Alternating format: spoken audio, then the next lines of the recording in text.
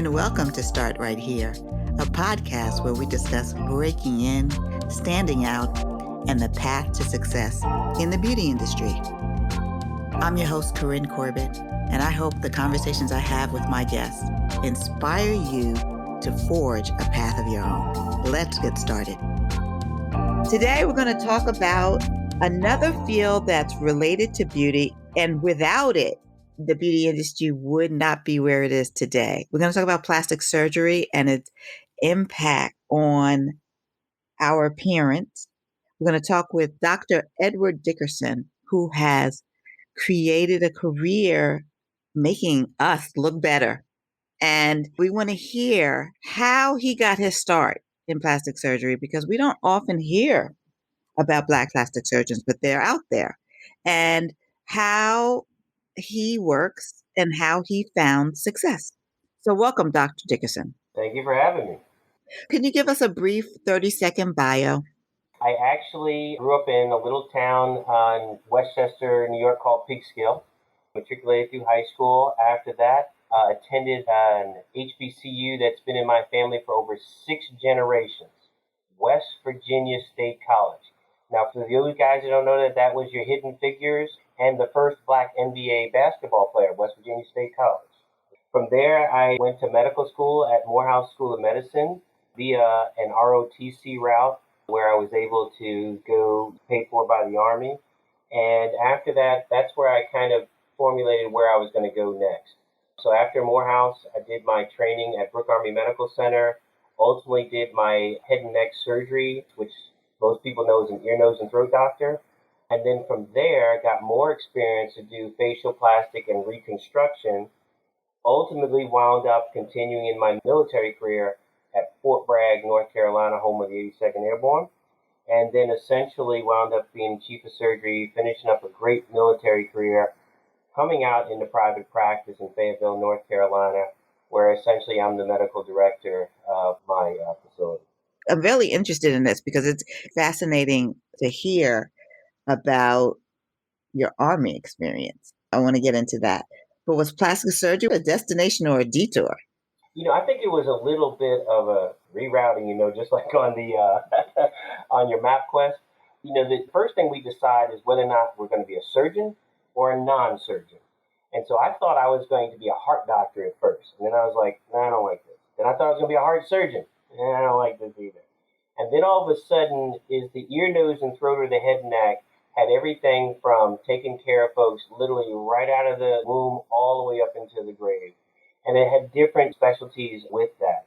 And so I then wound up doing a subspecialty in facial plastics and reconstructive surgery. And what's interesting is there's only about 25 Black facial plastic double board certified doctors in the whole country. Wow. One of them, you will hear about them doing things like the facial transplants in California. We will do everything from, for the facial plastics, the kids that have the congenital face stuff. And then from there, I then got even more into the cosmetic part where I started doing more body stuff. So it's a pretty long road, but it's once again that constant learning that we do as a professional. Wow. Let's talk a little bit about the Army. What skill did you learn in the military that set you up for success? There's a whole bunch. And, it's being in the military is like the root of that word plastic surgery. So plastic actually comes from the Greek word to mold or to change. And even though I was Army, I think the best thing I learned was probably about ships. Ships? That's interesting. The thing that I cut was about ships, leadership and relationships. And so being in the military, you were taught to basically lead. And to be able to lead with a certain amount of resources, and most importantly, those human resources, that was the best quality that I learned from the military. Believe it or not, surgery is the easiest thing that we do. But how to interact with your patients. More importantly, how to interact with your staff. How to basically run a business. And so there was stuff that I learned till the time that I left the military as a lieutenant colonel. I had great mentors teaching me leadership. Do you remember the first surgery you ever did? Probably the first real surgery that I did was when I was doing my ear, nose, and throat and head neck training. And you're doing children, so of course that has its own excitement and anxiety. So he did a tonsillectomy, and the great thing was, after you see the kid back, he's not having sore throats, he's not missing school, mom's not missing work. But more importantly, you get to take care of this kid while daddy was off to war, and he knew that his family was getting taken care of.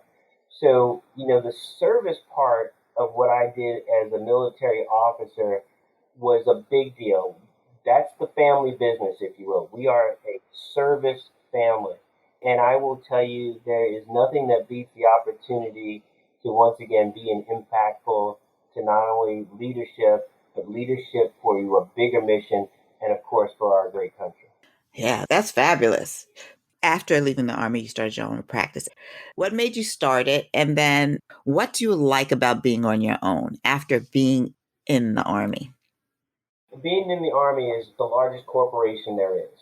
And the ability for me to basically start a private practice was because I learned and honed those skills.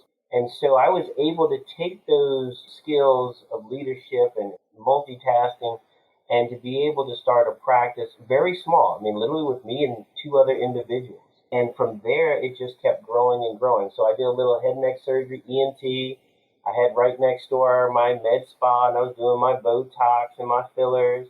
Then it went to a nose job here, a facelift there. And then soon I actually minimized what I was doing, more of the bread and butter, ear, nose, and tubes and tonsils. I wasn't doing cancer surgery. How do you stay on top of all the changes that are happening in your field? I mean, there's so many changes. Even if you talk about the filler market, for example, it's just explosive. It is. The fillers that we use in the U.S., there's probably 5 times as many over in Europe, and they're waiting to come over here. But as far as keeping up, you have to be a constant student. It isn't you get your MD degree and you're done. This is the one profession that mandates by law that I have to constantly do so many hours. And it's not just basically patient care. It's all about how to take care of the business. How do we basically develop our folks? So you're constantly going to meetings. And the nice thing is, at least with COVID, we actually get an opportunity to do a lot of our training at home and things of that nature. I mean, it's listening to podcasts. It's basically reading an article over lunch. It's listening and talking to your peers on a regular basis. And I'm a solo practitioner. I do have some partners, but you have to be able to have a great network of resources because you cannot be the smartest one in the room. Yeah, this is not a good time to be the smartest one in the room. You're right about that. What is the challenge in then working with skin of color, black skin, Hispanic, any skin that's on the higher end of the Fitzpatrick scale? What kind of precautions or what do you need to know about procedures and the skin itself that you have to keep in mind when you're working on it? Okay.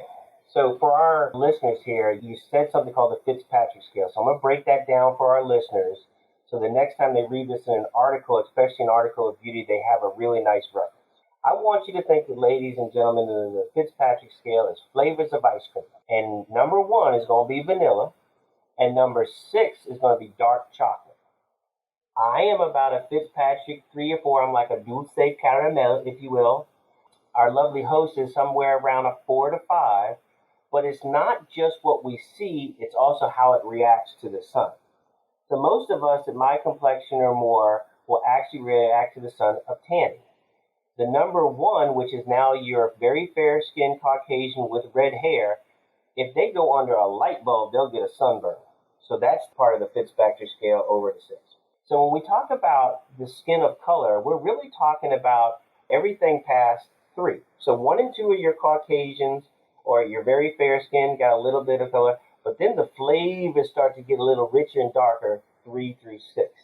And there is a difference from them, and hopefully we can come back and talk about what's the difference between skin of color and non-skin of color. But as we're talking about how that skin reacts, so the male or woman of color, if we actually do something to the skin, let's say it's a dark spot, okay? We notice that that dark spot is a little bit darker than the rest of us. And what that is the magic melanin. Now, everybody is hashtagging melanin, and one of these days we're going to talk about just how powerful and protective melanin is. But that little dark spot is where that melanin is a little bit overactive. And so what we want to be able to do is slow down that process of that activation of that dark spot. You know, that spot you get after a blemish or a pimple. So we want to know how to stop or prevent that from revving up. And if you get it, how do we deal with that a little bit different than my Fitzpatrick 1 and 2? That Fitzpatrick 1 and 2, I can put a laser on, put a chemical peel on. 2 weeks later, they're fine. Person of color, we have to be very careful. And sometimes we have to treat it preeminently if we're going to do laser hair removal, if we're going to remove something on the skin. We want to make sure that as you heal, we are not revved up and get that what we call post-inflammatory hyperpigmentation. So it's a matter of also educating our patients. This is what you need to expect, and it may last for this long, but if you hang in there, we're going to be fine. Right. So somebody who is looking for a practitioner to find somebody who would understand their skin and not treat everyone's skin the same because it is not the same. Well, people come to me just because of how I look, and it's not just, that skin is dramatically different. It's all about understanding the cultural biases and non-biases that come with the patient, whether or not they have a keloid, whether we're talking about alopecia for the hair, whether they're talking about weight loss. Those are different cultural differences that we can relate to. Now, there are plenty of people of non-color that do that as well. The great thing was in the military, we had a chance to take care of the Fitzpatrick 1s and 2s, the 3 and 4s, which were Asian, Japanese, Thai, Vietnamese, all the way up to lovely ladies from Africa that were right there on the equator. With all that you know, what is your most requested service? We do a lot of procedures, and we take care of all flavors. Matter of fact, we like to call our practice shapes and flavors, because no matter what shape or flavor you come in, we got you. So the most requested non-surgical ones would be things like wrinkle relaxers, Botox, Xeomin, Dysport, and we get a lot of that for both Fitzpatrick 1 through 6. Fillers are a nice thing to take care of, little fold lines in their chin and things of that nature. But they will also be unwanted facial hair. And so when you're dealing with unwanted facial hair, this is really when you want to make sure you have the technology that can safely treat people of color. And then lastly, the other non-surgical thing we do is a lot of weight loss. For the surgical side of the house, still the most common procedure is actually liposuction, whether that's in the chin or the body. The other is going to be some sort of mommy makeover, which includes tummy tuck, Brazilian butt lifts, and things of that nature. Wow.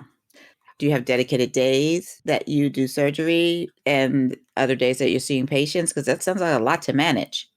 For those individuals that are looking for somebody in their local area, the neat thing is I actually have a 3-part where we do our insurance patients. I have my own accredited operating room right here in my clinic. So safety is the biggest thing. People worried about going to the hospital with COVID. So look for those places that have accredited operating rooms co-located, and it really provides a nice boutique service. Those would be some of the tips that I would put out there. And so I may actually operate in the morning and to see my post-ops in the afternoon, which is always very nice. I even have some partners, because we own our own OR, we have patients that come and get their breast augmentation done on a Saturday, back to work Monday. Wow, that's great. And we deal with the professional woman like yourself. They have little time, because that's the thing, is control. So I don't have to worry about anything. My patients can pick what they want when they want.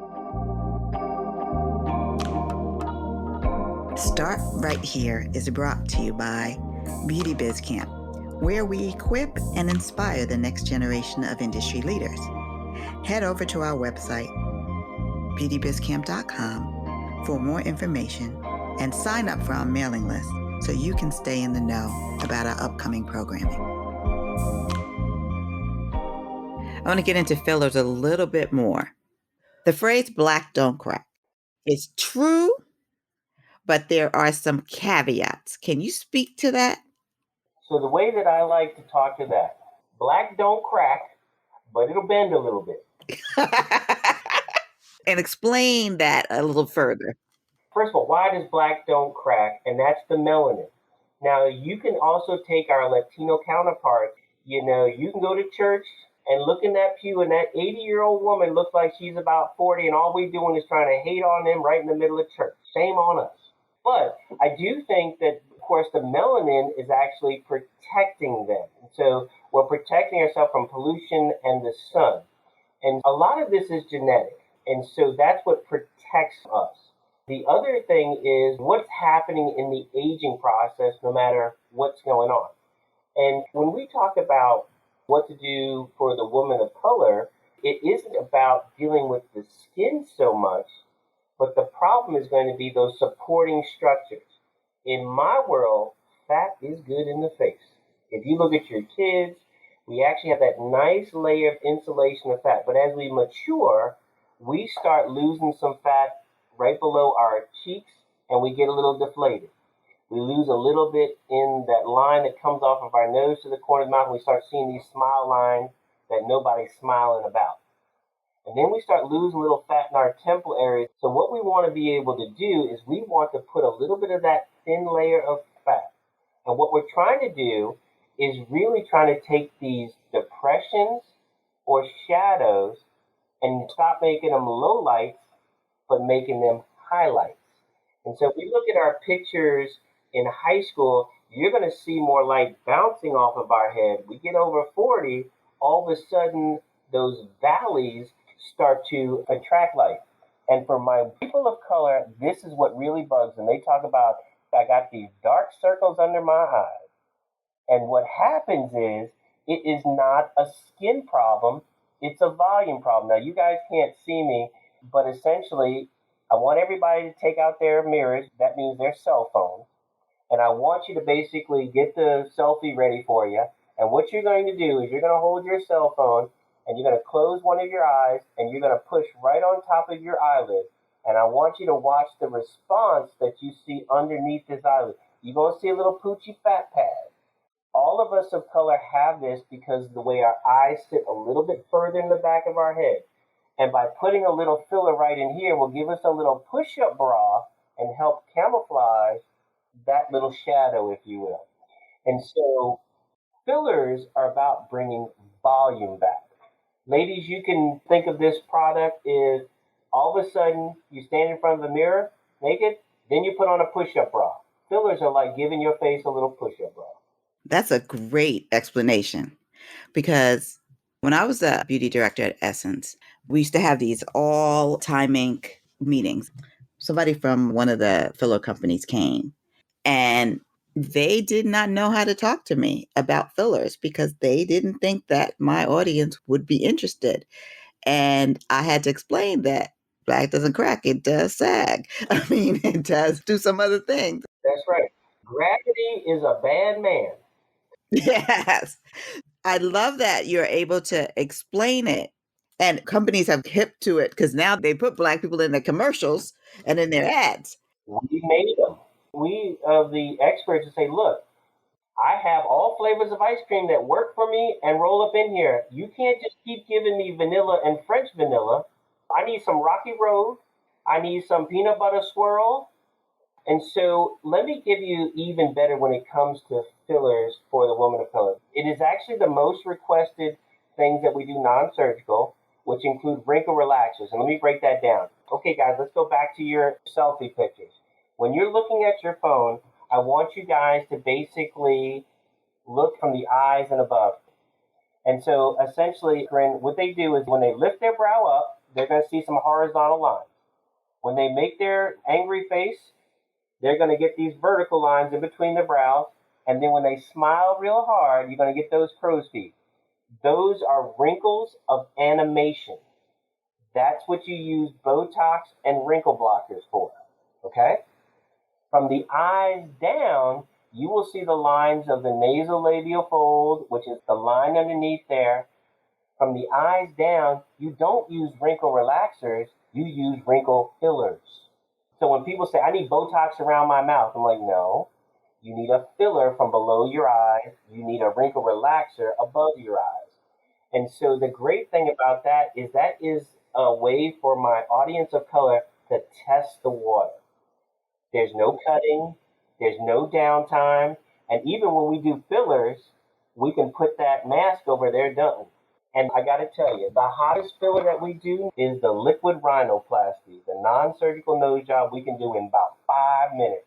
Okay, so I don't know about that. Tell me a little bit more about the liquid rhinoplasty. I've not heard of that. For the person of color, and that includes the Afro-Asiatic nose, we have thick skin and we have thin cartilage. And if we look at our profiles, we do not have as much of a height to our nose as, let's say, some of our European counterparts. And so that nose is orientated a little flat, and the area between the eyes and the tip of the nose almost looks washed out, especially in our Asian counterparts. And so the liquid rhinoplasty, we can put underneath the skin and lift up that nose, giving them more of height to the nose. By doing that, we can refine a tip and we can give the appearance that the nose is less wide. Not everybody can do that.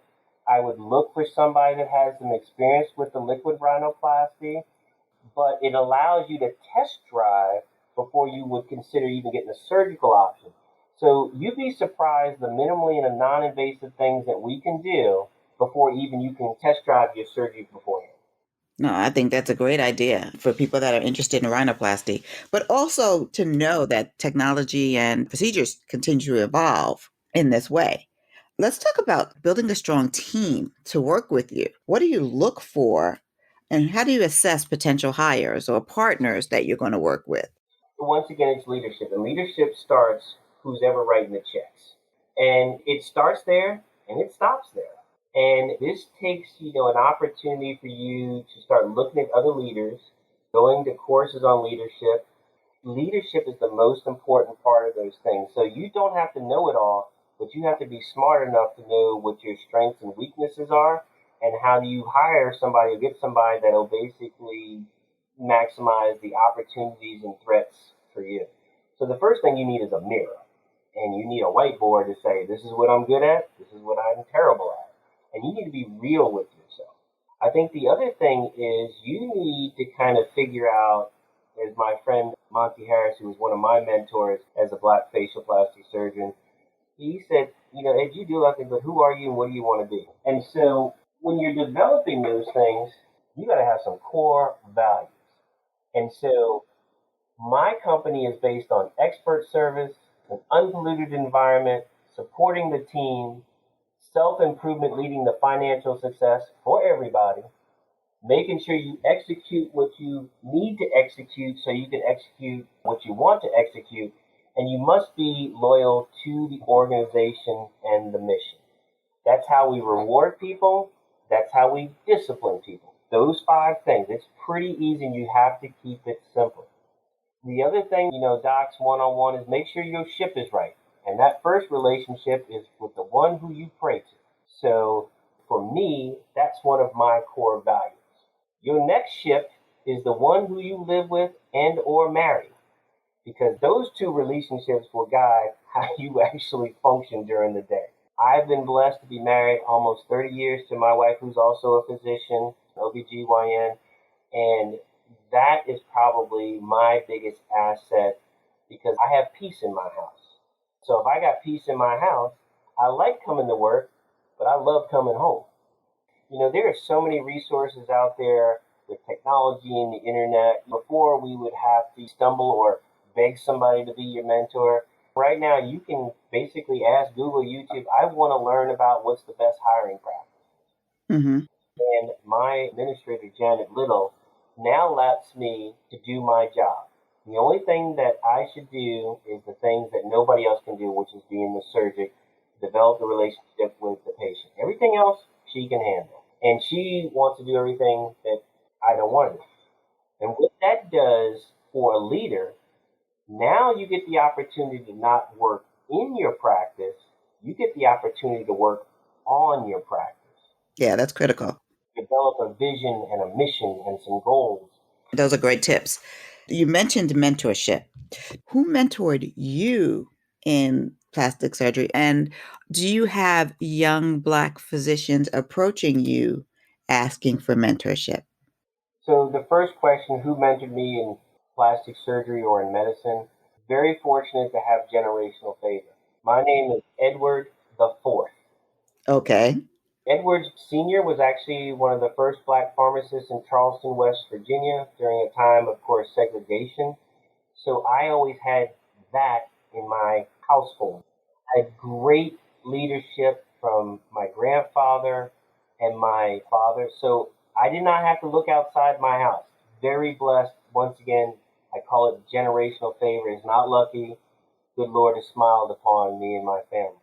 Outside that, when it comes to my professional career, believe it or not, going to a historically black college was instrumental in making sure that I was successful. One of my professors was even the professor of my mother and father, Dr. Barbara Oden.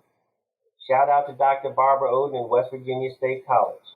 And then there was a gentleman by the name of Colonel Hugh Stevens.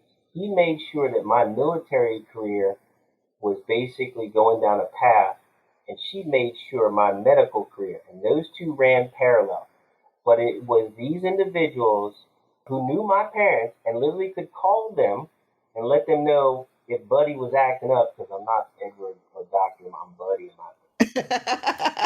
And they made sure that I stayed in my lane. And then I had an opportunity to once again have a nurturing environment at Morehouse School of Medicine. The great Leon Lewis Sullivan, who was the president there, made sure that we were going to be successful. And in my class, there was only 25 of us. That's it. We knew each other.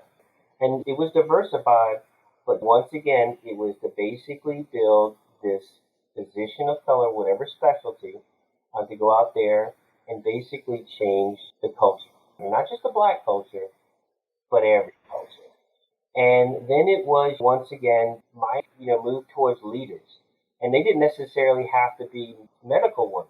The greatest lessons I learned were from infantry officers or paratroopers, or, hey, my decisions are going to decide whether people live or die. And I'm not talking about medicine.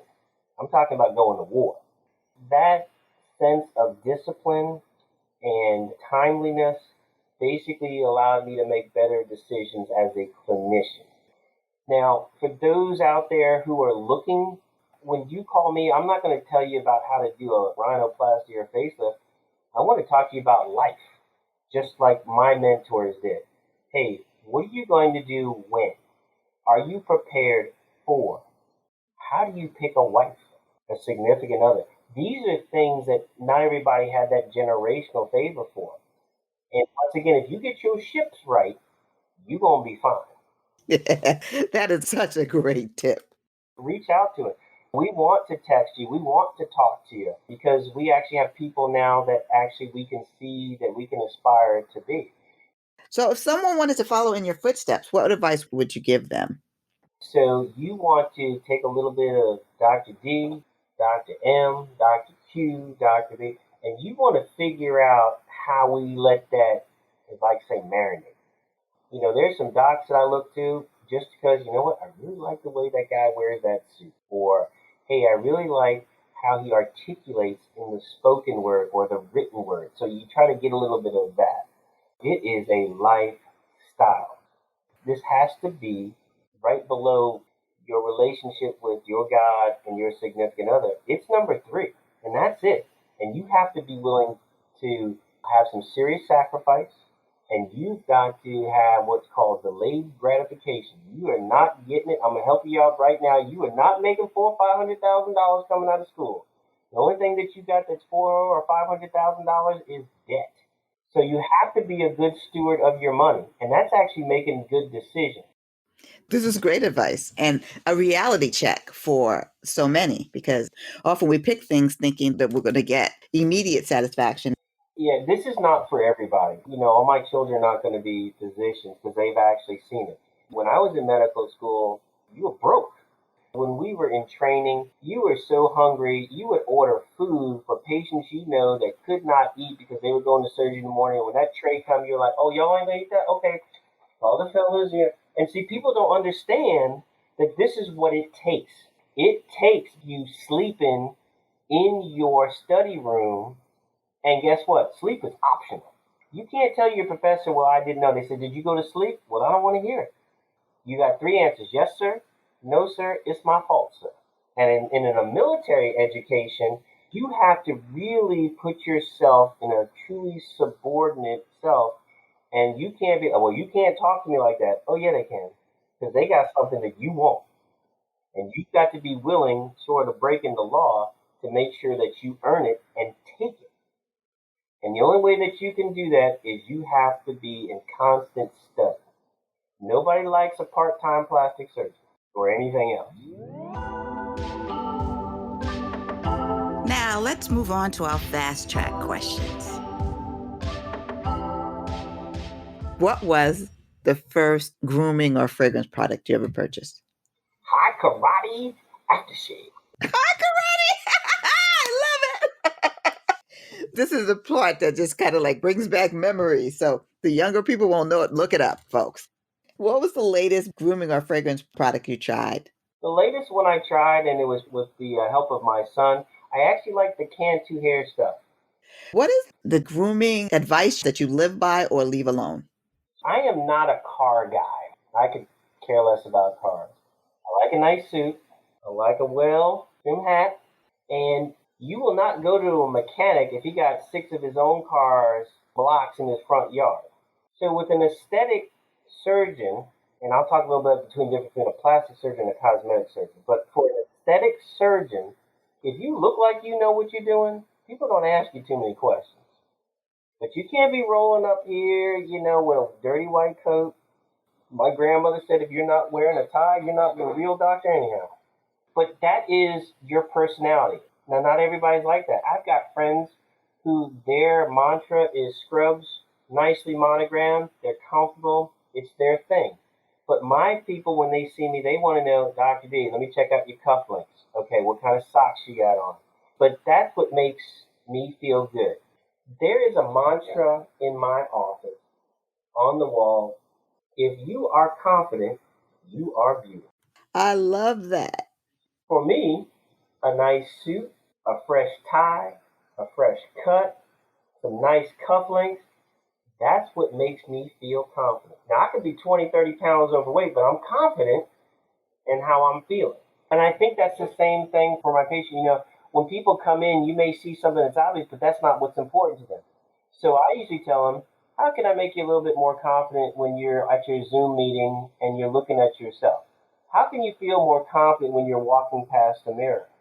And it may not have anything to do with what I do as a physician. How can we basically get you some peace in your house? Those kind of things. Those things make me feel confident. Yeah, that's really interesting. And you just mentioned the difference between an aesthetic surgeon and a plastic. Could you just briefly tell me a little bit more about that? Okay. Most of the time we talk about a plastic surgeon, and there's different subsets. Facial plastic surgeon, full body plastic surgeon, there's oculoplastic, which means works around the eyes. But plastic is from the Greek word to mold or to change.